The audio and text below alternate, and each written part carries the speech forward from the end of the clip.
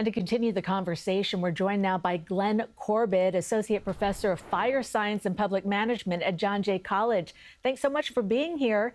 The most shocking images coming from the scene are those columns buckling. Can you tell us how the building's structural skeleton works?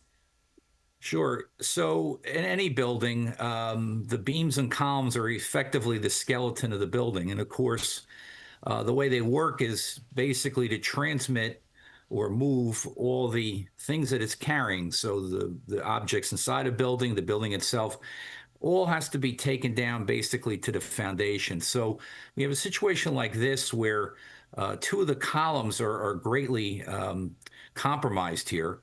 The rest of the building, the rest of the area, particularly the area around it, has to pick up the additional load here, which is really kind of to a great extent destabilizing for everything. So that's what we saw yesterday when there actually was movement of the building. It's almost effectively a collapse in slow motion, what was happening.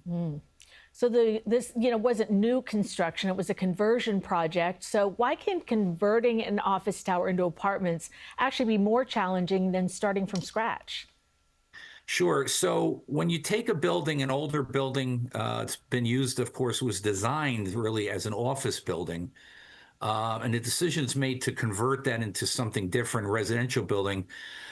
In this case, and when we deal with these kind of things, you have situations where you can imagine a lot of people don't like, for example, a column in the middle of their living room if they're living in a residential building. So there's a lot of sort of analysis on what can they do to sort of redesign the building using the existing structure that's there already and try to configure in the residential portion. I know we deal with that in the fire side many times with egress, stairs and things like that, trying to sort of take something and morph it into something else. And sometimes, and this may be the case here, where we don't know exactly why this happened, but we might find out, for example, that some other structural changes were made that basically weakened the building. So we've learned that this construction site's already been issued fines for 7 separate violations over the last year, from, falling window glass to a metal plate coming off the building. Is it normal for a building to have that many violations? Well, any building under construction certainly is subject to inspections and, of course, subject to fines, basically, for things not happening. I mean, any construction manager should be working towards not having any violations or any kind of fines, basically. So it is something, that alerts us to the fact that, perhaps this was not the construction site it should have been.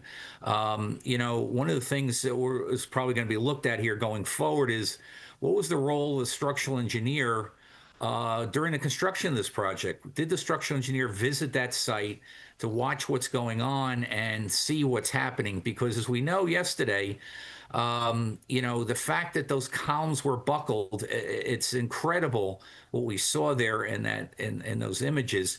The fact is that was effectively communicated to us and to the fire department via the construction workers inside. They're not the ones really should be looking for this. So that's going to be one big question going forward. But of course, the focus right now is to stabilize the building and figure out how they're going to basically get it back literally in line to what needs to happen here.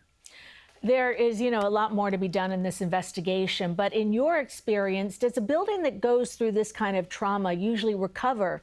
And is there any chance they'd scrap the project entirely? Yeah, I don't think so. I think what'll happen is, again, right now they're focusing on stabilizing this so there's no more slow motion collapse happening. The next thing, and this is something, again, I'm a fire protection engineer, but looking at this and teaching building construction, it seems to me that a lot of this has to do with the load of the additional floors that are placed on top of this high rise. And I suspect that portion of the building may be removed. But, what will happen at the end of the day here is at some point, they will basically, beyond stabilization, they'll go back and rectify the problems and restart the construction. But the fact is, there'll be a lot of eyes watching this building going forward, of course. All right, Glenn Corbett, thanks so much for your time this morning. Really appreciate it. Thank you, Cindy.